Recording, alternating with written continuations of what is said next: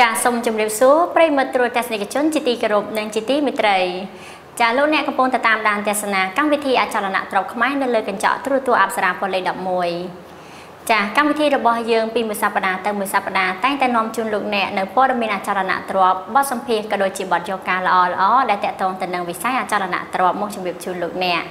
ចាកម្មវិធីរបស់យើងដំណើរការទៅបានដោយមានអ្នកឧបត្ថម្ភធំពី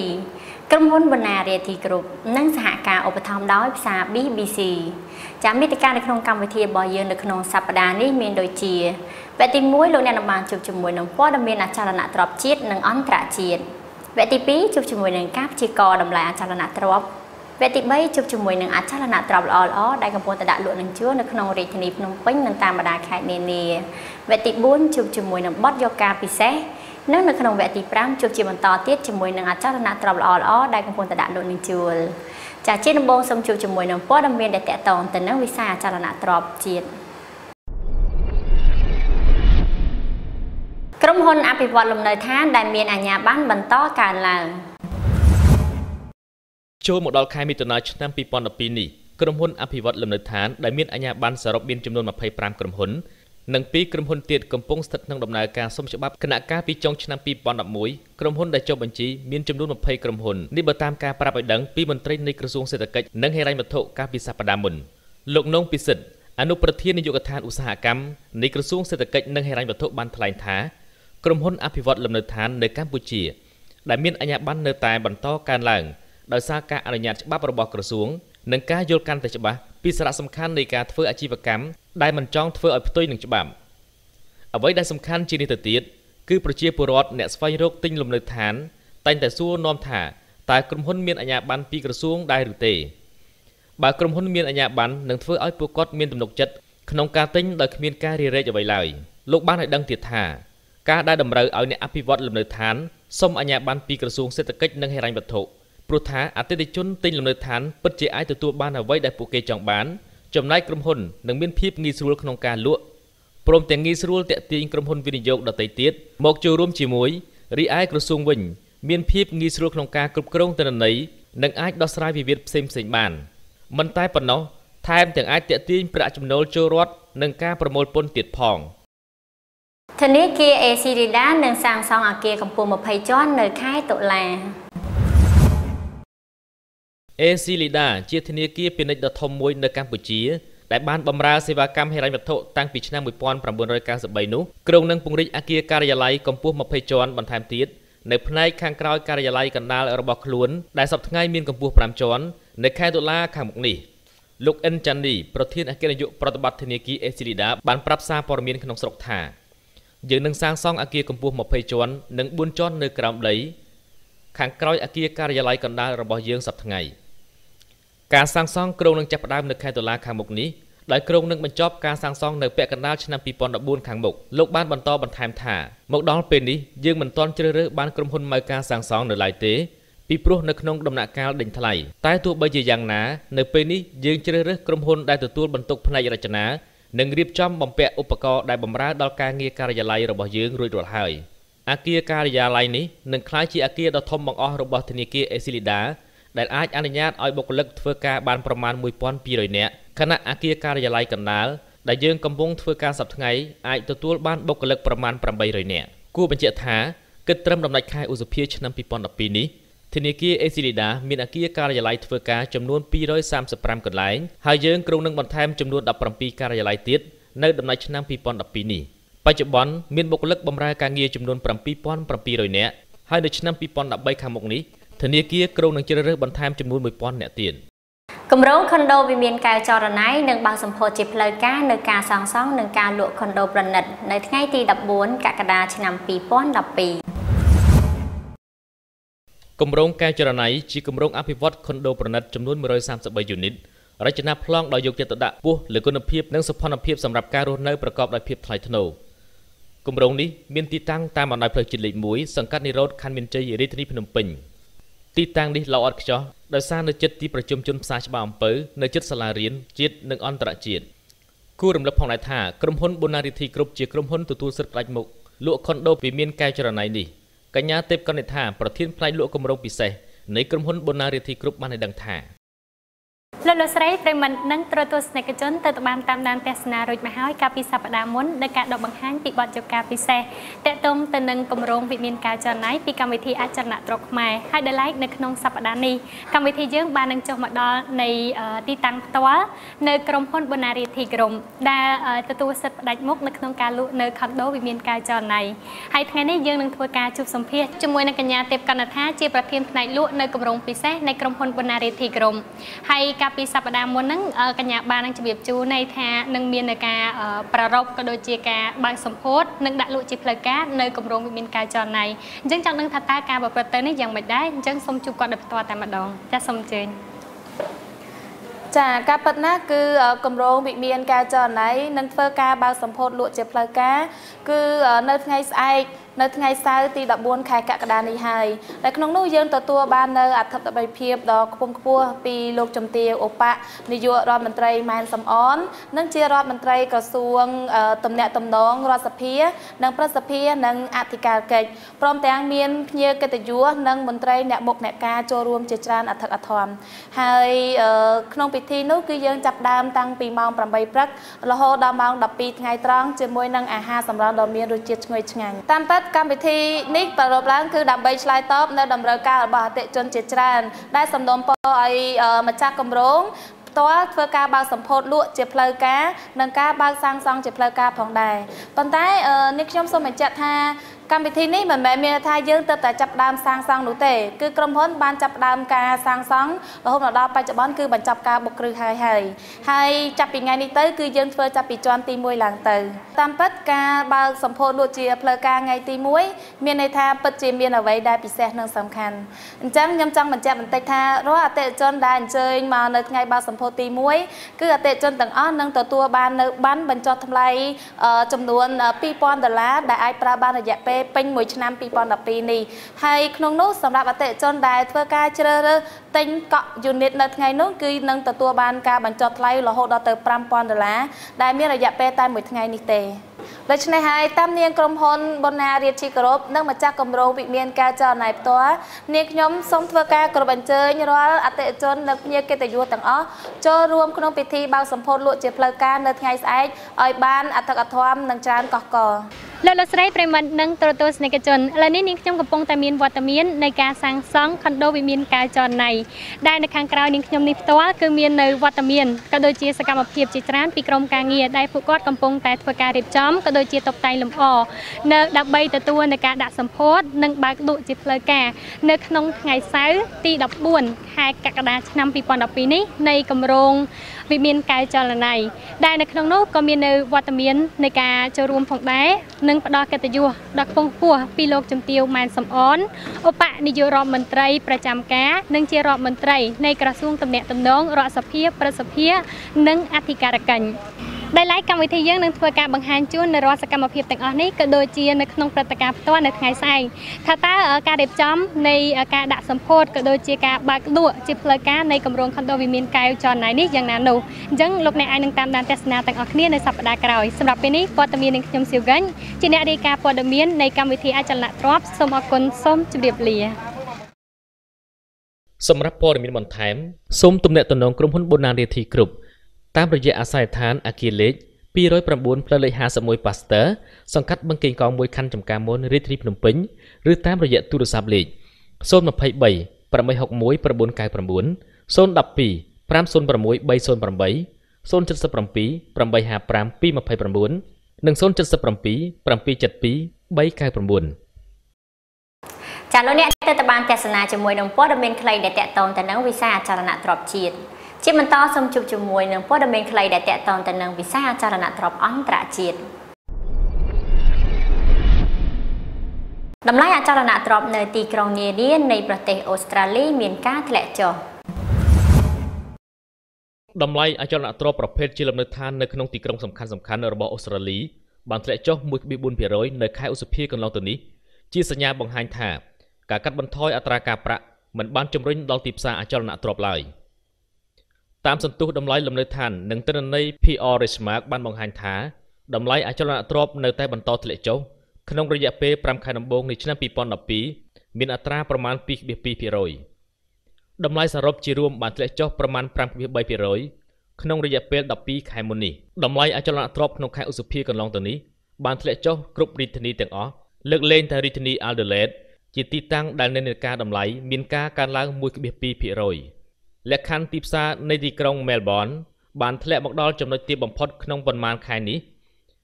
គឺធ្លាក់រហូតដល់ 2.7%ភាគច្រើនកំសោយនៃទីផ្សារកើតមានចំពោះអចលនទ្រព្យប្រភេទជាលំនៅឋានជាជាង Apartment នេះបញ្យងតាមលោក Tham Lolef នាយកស្រាវជ្រាវនៃ PR Data ទីផ្សារអចលនទ្រព្យនៅឥណ្ឌូនេស៊ីរំពឹងថាមានកំណើនជាវិជ្ជមានយោងតាមដោយចាកាតា Globe បានឲ្យដឹងថាក្រុមហ៊ុន Knight Frank ប្រចាំនៅឥណ្ឌូនេស៊ីដែលជាក្រុមហ៊ុនស្រាវជ្រាវនិងផ្ដល់ប្រឹក្សាយោបល់ផ្នែកអចលនទ្រព្យរំពឹងថាទីផ្សារអចលនទ្រព្យនៅឥណ្ឌូនេស៊ីនៅតែរក្សាស្ថានភាពថេររហូតមកដល់ដំណាច់ឆ្នាំនេះទោះបីជាមានច្បាប់ថ្មីចេញពីធនាគារកណ្ដាលអនុញ្ញាតឲ្យមានតម្លៃបង់ប្រាក់ជាអតិបរមាចំពោះការបង់ប្រាក់ដំណាក់កាលដំបូងក្នុងកំឡុងនៃការទិញផ្ទះសម្បែងក៏ដោយលោកនី Nicholas Hall នាយកផ្នែកស្រាវជ្រាវរបស់ Knight Frank ទទួលខុសត្រូវនៅអាស៊ីប៉ាស៊ីហ្វិកបាននិយាយក្នុងសេចក្តីថ្លែងការណ៍ថាតម្លៃនៅក្នុងទីផ្សារអចលនទ្រព្យឥណ្ឌូនេស៊ីរំពឹងថានឹងកើនឡើងលឿនបើប្រៀបធៀបទៅបណ្ដាប្រទេសផ្សេងៗទៀតនៅអាស៊ីអាគ្នេយ៍លោកបានបញ្ជាក់បន្ថែមថាជាមួយនឹងអតិផរណាថេរនៅតែបន្តនិងតម្រូវការលំនៅឋានក៏ច្រើនសន្ធឹកសន្ធាប់ពីប្រជាពលរដ្ឋថ្នាក់កណ្ដាលកត្តាទាំងនេះនឹងគាំទ្រឲ្យអចលនទ្រព្យមានការកើនឡើងការស្ទង់មតិដែលធ្វើឡើងដោយធនាគារឥណ្ឌូនេស៊ីបានបង្ហាញថាតម្លៃលំនៅឋាននៅបណ្ដាទីក្រុងធំៗកើនឡើងសរុប 3.6% កំឡុងត្រីមាសទី1ឆ្នាំនេះបើប្រៀបធៀបទៅនឹងរយៈពេលដូចគ្នានៅឆ្នាំមុនប៉ុន្តែទោះជាយ៉ាងណាក៏ដោយតម្លៃលំនៅឋានមានសភាពយឺតយ៉ាវប្រមាណ 0.8% បើប្រៀបធៀបទៅនឹងត្រីមាសទី4ឆ្នាំមុនដែលមានអត្រារហូតដល់ 1.2% តម្រូវការការទិញលំនៅឋាននៅសិង្ហបុរីនៅចុងឆ្នាំ2012នេះរំពឹងថានឹងមានការយឺតយ៉ាវអ្នកខ្លំមើលទីផ្សារបានប្រមានថាតម្រូវការទិញលំនៅឋាននៅរយៈពេលចុងក្រោយឆ្នាំ2012នេះអាចនឹងមានភាពយឺតយ៉ាវនេះបើយោងទៅតាមសារព័ត៌មាន Channel New Asia កត្តាសំខាន់បណ្ដាលយុទ្ធនាការរារាំងនៅតម្រូវការទិញលំនៅឋានភាគច្រើនត្រូវបានបង្កើតឡើងជាមួយនឹង Condo Exclusive ដែលមានតែ6សម្រាប់ផ្គត់ផ្គង់នៅលើទីផ្សារអ្នកវិភាគបានព្យាករណ៍ថាមានការធ្លាក់ចុះក្នុងទីផ្សារលំនៅឋានមហាជនលោកលឹមយ៉ុងហួរនិងក្រុមគ្រួសាររបស់គាត់បានស្វែងរកលំនៅឋានហើយថ្មីនេះគាត់បានទិញ Condo Exclusive ចំនួន1 unit នៅ Canberra Yes Hun ក្នុងតម្លៃជាង$90,000សិង្ហបុរីស្មើនឹង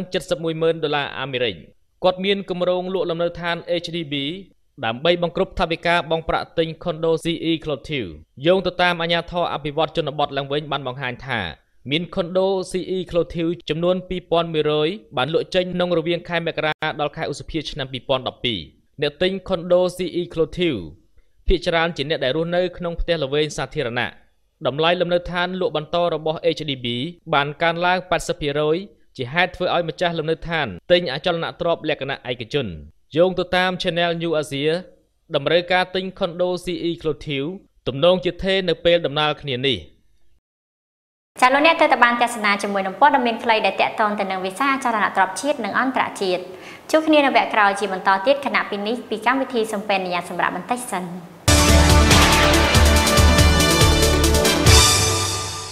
បណ្ណារាធិគ្រប់ភាពជឿជាក់បទពិសោធន៍ជំនាញវិជ្ជាជីវៈ BBC ជាជម្រើសទីផ្សារដ៏ល្អឥតខ្ចោះរបស់លោកអ្នកចាជួបគ្នាជាថ្មីម្ដងទៀតនៅក្នុងកម្មវិធីអចលនទ្រព្យខ្មែរចានៅក្នុងវគ្គនេះលោកអ្នកបានជួបជាមួយនឹងការព្យាករណ៍តម្លៃទីផ្សារអចលនទ្រព្យសម្រាប់ត្រីមាសទី2ឆ្នាំ2012នៅតាមបណ្ដាខណ្ឌនានានៅក្នុងរាជធានីភ្នំពេញចាសូមអញ្ជើញតាមដានទស្សនាដូចតទៅ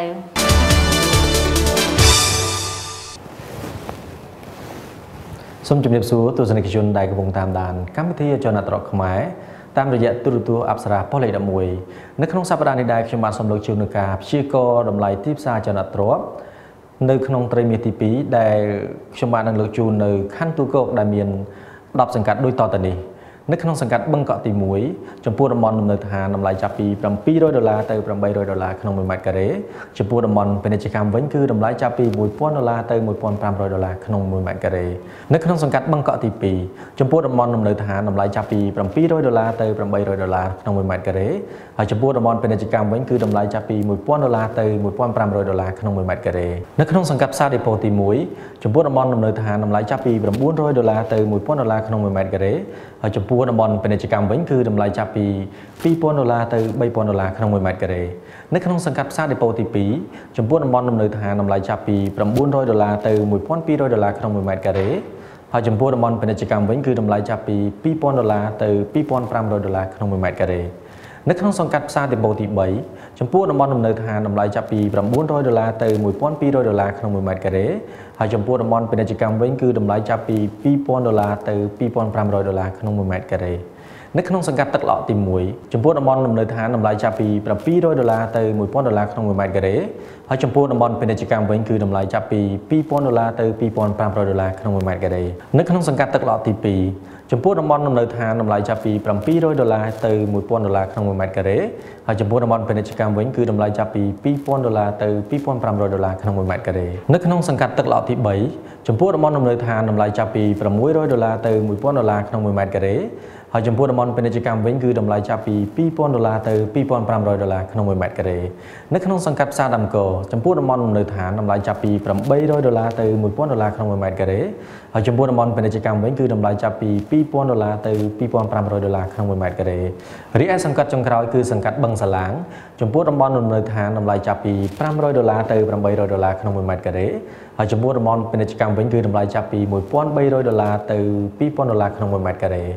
អរគុណចំពោះការតាមដានទស្សនារបស់ទស្សនិកជននៅក្នុងសប្តាហ៍នេះខ្ញុំបាទសូមអរគុណសូមជម្រាបលា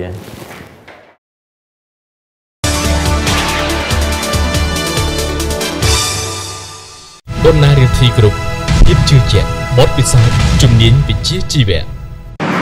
BBC ជាជម្រើសទីផ្សារដ៏ល្អឥតខ្ចោះរបស់លោកអ្នកចាកម្មវិធីអចលនទ្រព្យខ្មែរនៅក្នុងវគ្គនេះសូមបង្វែរអារម្មណ៍របស់លោកអ្នកទៅជួបជាមួយនឹងអចលនទ្រព្យល្អៗដែលកំពុងតែដាក់លក់នឹងជួរនៅក្នុងរាជធានីភ្នំពេញនិងតាមបណ្ដាខេត្តនានាចាសូមអញ្ជើញតាមដានទស្សនាដូចតទៅអាផាតមិនសម្រាប់លក់ស្ថិតនៅទីតាំងល្អនៅភូមិគ្រោះសង្កាត់ស្វាយដង្គមខេត្តសៀមរាបទំហំដីសរុប2990ម៉ែត្រការ៉េអាផាតមិននេះមាន25យូនីតដែលយូនីតនីមួយៗមានសម្ភារៈ complete ចំណូលប្រចាំខែ$15000ចំណូលប្រចាំឆ្នាំ$180,000ដាក់លក់ក្នុងតម្លៃល្អ$2,500,000អាមេរិកតម្លៃនេះអាចចរចាបានសម្រាប់ព័ត៌មានបន្ថែមសូមទំនាក់ទំនងភ្នាក់ងាររបស់យើងខ្ញុំតាមរយៈទូរស័ព្ទលេខ012 258 809ដីសម្រាប់ជួលដែលមានទីតាំងស្ថិតនៅឃុំព្រៃថ្មីស្រុកគៀនស្វាយខេត្តកណ្ដាល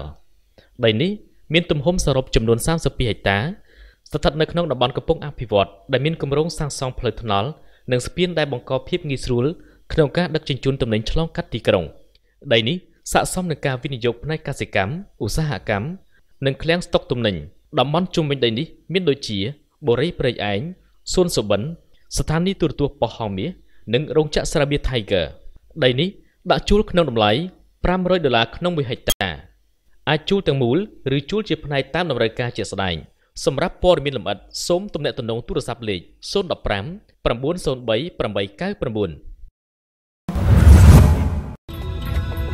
899ដីសម្រាប់លក់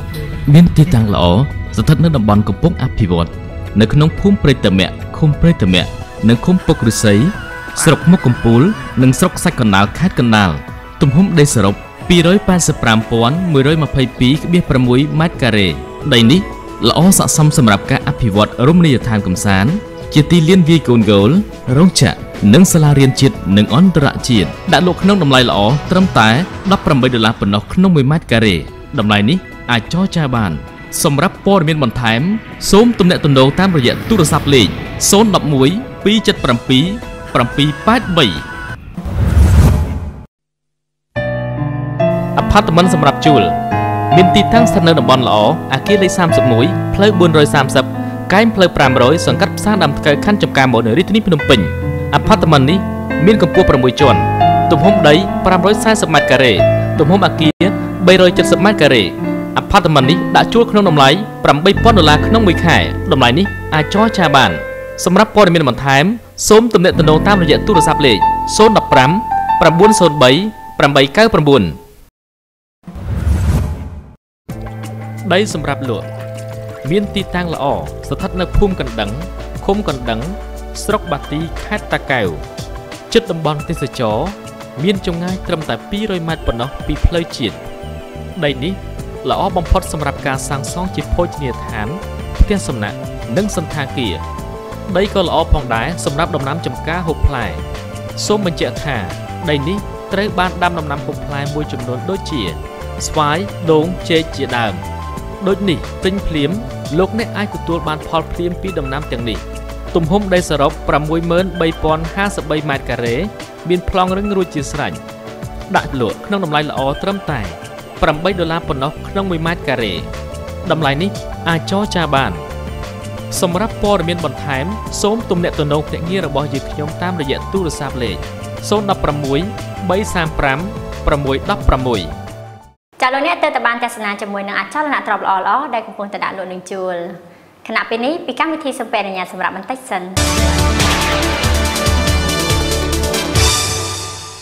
បណ្ណារាធិគ្រប់ភាពជឿជាក់បទពិសោធន៍ជំនាញវិជ្ជាជីវៈ BBC ជាជម្រើសទីផ្សារដ៏ល្អឥតខ្ចោះរបស់លោកអ្នកចាជួបគ្នាជាថ្មីម្ដងទៀតនៅក្នុងកម្មវិធីអចលនទ្រព្យខ្មែរចានៅក្នុងវគ្គនេះកម្មវិធីរបស់យើងសូមបង្វែរអារម្មណ៍របស់លោកអ្នកទៅជួបជាមួយនឹងបទយកាពិសេសពីកម្មវិធីអចលនទ្រព្យខ្មែរសូមអញ្ជើញតាមដានទស្សនាដូចតទៅផ្សារភាគហ៊ុនដើរតួនាទីយ៉ាងសំខាន់ទៅក្នុងការលើកស្ទួយសេដ្ឋកិច្ចជាតិជាទូទៅនិងក្នុងការអភិវឌ្ឍវិស័យឧស្សាហកម្មជាក់លាក់វាជាផ្នែកដ៏សំខាន់បំផុតនៅក្នុងផ្សារមូលធនជាពិសេស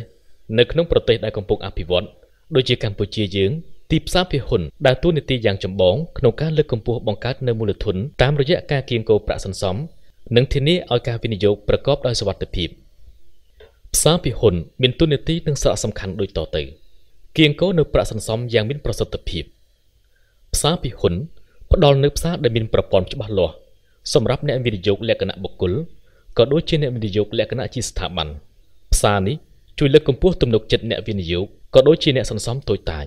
ដូចនេះផ្សារភាគហ៊ុនទាក់ទាញប្រាក់សន្សំតូចៗរួមនឹងអ្នកវិនិយោគដ៏ច្រើនក្រាស់ក្រែលចូលក្នុងផ្សារមូលធនលើកកម្ពស់ការបង្កើតមូលធនថវិកាដែលប្រមូលបានតាមរយៈផ្សារមូលធននឹងត្រូវផ្ដល់ឲ្យឧស្សាហកម្មដែលពាក់ព័ន្ធនឹងការផលិតទំនិញនិងសេវាកម្មនានាដែលមានប្រយោជន៍ដល់សង្គមការនេះនឹងនាំឲ្យឈានទៅរកការបង្កើតមូលធននិងអភិវឌ្ឍទ្រព្យសម្បត្តិជាតិប្រាក់សន្សំដែលប្រមូលបាននឹងត្រូវចែកចាយទៅកាន់ទិសដៅនៃការវិនិយោគដ៏សមស្របនានាមានទិសដៅវិនិយោគធំទូលាយផ្សារភាគហ៊ុនផ្ដល់នៅទិសដៅវិនិយោគធំទូលាយដល់ក្រុមមនុស្សនិងអង្គភាពដែលមានប្រាក់នៅសល់ច្រើនក្រុមហ៊ុនមកពីបណ្ដាឧស្សាហកម្មផ្សេងៗដូចជាបច្ចេកវិទ្យាព័ត៌មានដែកថែបគីមីប្រេងកាតសាំងស៊ីម៉ង់ជីឡាក់ទទួលបាននៅថវិកាសម្រាប់គម្រោងអភិវឌ្ឍផ្សារភាគហ៊ុនជួយឲ្យរដ្ឋាភិបាលគៀងគរថវិកាសម្រាប់ជាប្រយោជន៍ដល់សាធារណៈនិងសកម្មភាពអភិវឌ្ឍផ្សេងៗដូចជាគម្រោងថាមពលការដឹកជញ្ជូនផ្លូវដែកទូរគមនាគមន៍ការសាងសង់ទំនប់ទឹកនិងផ្លូវជាដើមផ្សារភាគហ៊ុនផ្ដល់នូវភាពងាយស្រួលក្នុងការដកសាច់ប្រាក់ពីវិនិយោគការគ្រប់គ្រងផ្នែកទីផ្សារតម្លៃបន្តកើនឡើងនិងការវិតម្លៃជាប្រចាំនៃមូលបត្ររដ្ឋជាសូចនករនៃការអភិវឌ្ឍឧស្សាហកម្មផ្សារភាគហ៊ុនគឺជាសូចនករបង្ហាញពីការអភិវឌ្ឍឧស្សាហកម្មនៃទ្រព្យនៃប្រទេសជាតិមួយផលិតភាពប្រសិទ្ធភាពឋានៈសេដ្ឋកិច្ចភាពរីកចម្រើននៃឧស្សាហកម្មនីមួយៗនិងផ្នែកគ្រប់នៃឧស្សាហកម្មទាំងនោះឆ្លុះបញ្ចាំងពីភាពឡើងឬចុះនៃមូលបត្រឧស្សាហកម្មនៃមូលបត្រឧស្សាហកម្មមូលបត្រក្នុងទីផ្សារមូលបត្រជាម៉ែត្រវាស់ភាពរីកចម្រើននៃសេដ្ឋកិច្ចជាតិផ្សារភាគហ៊ុនគឺជាម៉ែត្រវាស់សេដ្ឋកិច្ចនៃប្រទេសនីមួយៗជាទូទៅត្រូវបានវាស់តាមរយៈភាពសំខាន់ចាំបាច់នៃផ្សារភាគហ៊ុនផ្សារភាគហ៊ុនញូវយ៉កផ្សារភាគហ៊ុនក្រុងឡុងផ្សារភាគហ៊ុនទីក្រុងតូក្យូនិងផ្សារមូលបត្រកម្ពុជាគឺជាម៉ែត្រវាស់សេដ្ឋកិច្ចនៃសហរដ្ឋអាមេរិកចក្រភពអង់គ្លេសជប៉ុននិងកម្ពុជា នៅថ្នាក់ជាតិនិងអន្តរជាតិផ្សារភាគហ៊ុនតំណាងឲ្យភាពរីកចម្រើន និងលក្ខខណ្ឌនៃសេដ្ឋកិច្ចរបស់ប្រទេសជាតិនីមួយៗក្នុងឱកាសសិក្ខាសាលានៃបទពិភាក្សាវែកញែកស្ដីអំពីហេតុអ្វីចាំបាច់ចូលទីផ្សារមូលបត្រដែលបានរៀបចំឡើងដោយ A+ សាលាសម្រាប់អ្នកអាជីពនៅថ្ងៃទី6 ខែមិថុនាកន្លងទៅនេះឯកឧត្តមសុកស៊ីផាណាទីប្រឹក្សារាជរដ្ឋាភិបាលបានមានប្រសាសន៍ថាការចូលទីផ្សារមូលបត្រទី1គឺជាបើនិយាយពីក្រុមហ៊ុនវិញជាលទ្ធភាពដើម្បីប្រមូលទុនពីសាធារណជនណាព្រោះធម្មតាក្រុមហ៊ុនមួយគាត់មានកម្រិតណាគាត់ធនធានរបស់គាត់មានកម្រិតដល់ដំណាក់កាលមួយគាត់អត់អាចប្រមូលធនធានផ្ទាល់ខ្លួនពីគ្រួសារពីញាតិមិត្តទៀតទេអញ្ចឹងគាត់មានតែម្យ៉ាងមានទៅជាសាធារណៈក៏ប៉ុន្តែដើម្បីទៅជាសាធារណៈមិនមែនគ្រប់គ្នាអាចធ្វើបានទេវាតតែវាមានក្របខ័ណ្ឌវាមានលក្ខខណ្ឌវាមានការរៀបចំមួយចំនួនអញ្ចឹងនៅក្នុងបរិបទស្រុកខ្មែរយើងចាប់ផ្ដើមឃើញដំណើរជំហានទី1ដែលថាយើងឃើញទៅមុខគឺយើងចាប់ផ្ដើមដំបូងជាមួយសហគ្រាសផលរដ្ឋណាដូចជាខាងទឹកជាដើមគឺអានឹងគឺជាសហគ្រាសផលរដ្ឋក៏ប៉ុន្តែអានឹងជាវគ្គដំបូងឯងហើយទីទៀតទៅយើងនឹងមានគេថាដូចខាងកំពង់ខែកំពង់សោមខាងភ្លើងអានឹងវាជាបន្តទៀតក៏ប៉ុន្តែខ្ញុំថាអានឹងគឺជាថាក្រុមហ៊ុនរដ្ឋនៅក្នុងស្រុកខ្មែរក៏មានចំនួនមានកម្រិតដែរខ្ញុំថាសក្តានុពលគឺសំខាន់ទៅអនាគតទេតែអនាគតនៅពេល3-4 ឆ្នាំទៀតនៅពេលដែលក្រុមហ៊ុននៃខ្មែរយើងមួយចំនួននេះដែលភាគច្រើនដែលទៅចាប់ផ្ដើមបាន4-5 ឆ្នាំហ្នឹងគាត់ចាប់ផ្ដើមមានលទ្ធភាពពង្រីកហើយនៅពេលដែលគាត់រីកដល់កម្រិតមួយគាត់ត្រូវតែរកប្រភពមូលធនណាហើយ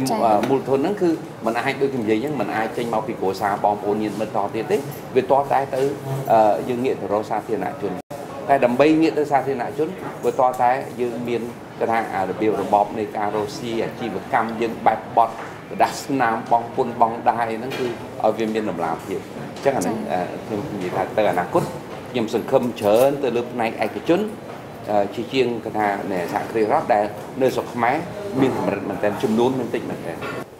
លោកស្រីប្រិមត្តនិងទូទស្សនិកជនទៅបានតាមដានទស្សនារួចមកហើយនៅបទយកការពិសេសតាក់ទងទៅនឹងសារៈសំខាន់នៃទីផ្សារមូលបត្រដែលឡែកពីកម្មវិធីអចលនទ្រព្យខ្មែរសូមសន្យាថានឹងធ្វើការដកបង្ហាញជាច្រើនទៀតតាក់ទងទៅនឹងវិស័យអចលនទ្រព្យក៏ដូចជាវិស័យសេដ្ឋកិច្ចល្អៗយកមកជម្រាបជូនទៅដល់លោកអ្នកសម្រាប់ពេលនេះវត្តមាននៃខ្ញុំស៊ីវហ្គិនអ្នករាយការណ៍ព័ត៌មានសូមអរគុណសូមជម្រាបលា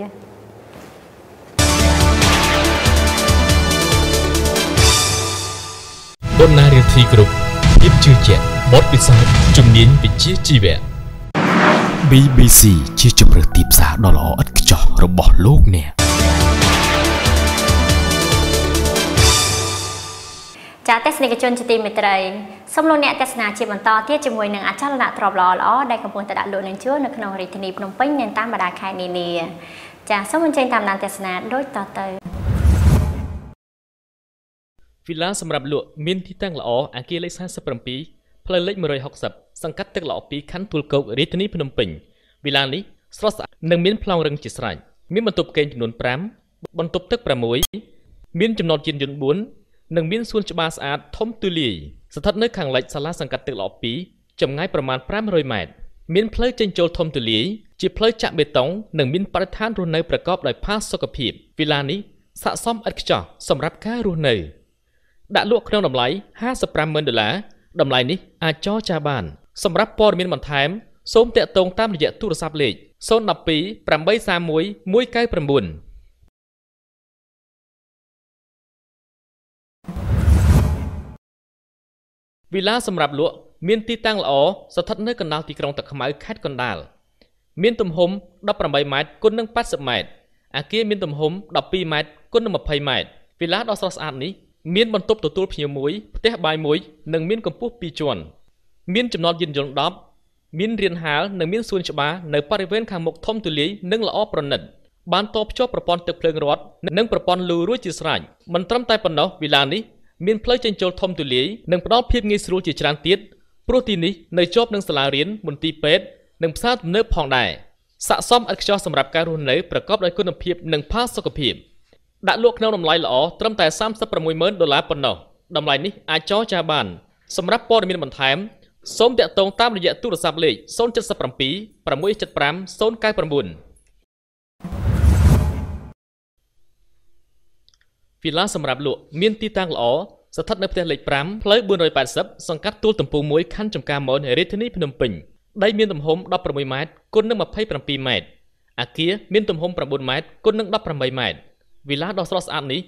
មានបន្ទប់ទទួលភ្ញៀវ1បន្ទប់គេង7បន្ទប់ទឹក8និងមានកម្ពស់2ជាន់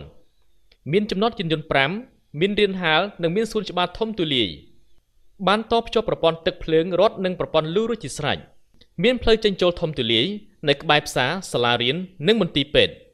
ស័ក្តិសមឥតខ្ចោះសម្រាប់ការរស់នៅ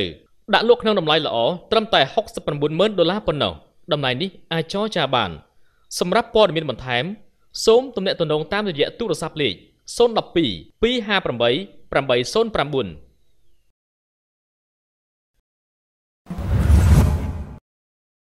ផ្ទះសម្រាប់លក់មានទីតាំងល្អស្ថិតក្នុងសង្កាត់ផ្សារកណ្ដាលទី2ខណ្ឌដូនពេញរាជធានីភ្នំពេញអគារមានទំហំ 105.03 ម៉ែត្រការ៉េមានបន្ទប់គេង2បន្ទប់ទឹក1ផ្ទះនេះមានកម្ពស់1ជាន់មានចំណតយានយន្ត1បានតភ្ជាប់ប្រព័ន្ធទឹកភ្លើងរត់រួចជាស្រេចស្ថិតនៅលើផ្លូវធំនៅក្បែរផ្សារសាលារៀននិងមន្ទីរពេទ្យស័ក្តិសមក្នុងការប្រកបរបរអាជីវកម្មដាក់លក់ក្នុងតម្លៃល្អត្រឹមតែ$210,000ប៉ុណ្ណោះតម្លៃនេះអាចចរចាបានសម្រាប់ព័ត៌មានបន្ថែមសូមតាក់ទងតាមរយៈទូរស័ព្ទលេខ077 676 599ខុនដូសម្រាប់លក់មានទីតាំងល្អស្ថិតក្នុងអគារ Rox Condo ក្នុងសង្កាត់ទន្លេបាសាក់ខណ្ឌចំការមនរាជធានីភ្នំពេញអគារមានទំហំ 194.08 មានបន្ទប់គេង3បន្ទប់ទឹក3 Unit Condo នេះស្ថិតនៅជាន់ទី17មានចំណតយានយន្ត1បានតភ្ជាប់ប្រព័ន្ធទឹកភ្លើងរត់រួចជាស្រេចស័ក្តិសមសម្រាប់ការរស់នៅប្រកបដោយគុណភាពដាក់លក់ក្នុងតម្លៃល្អត្រឹមតែ$25,000ប៉ុណ្ណោះតម្លៃនេះអាចចរចាបានសម្រាប់ព័ត៌មានបន្ថែមសូមតាក់ទងតាមរយៈទូរស័ព្ទលេខ077 676 599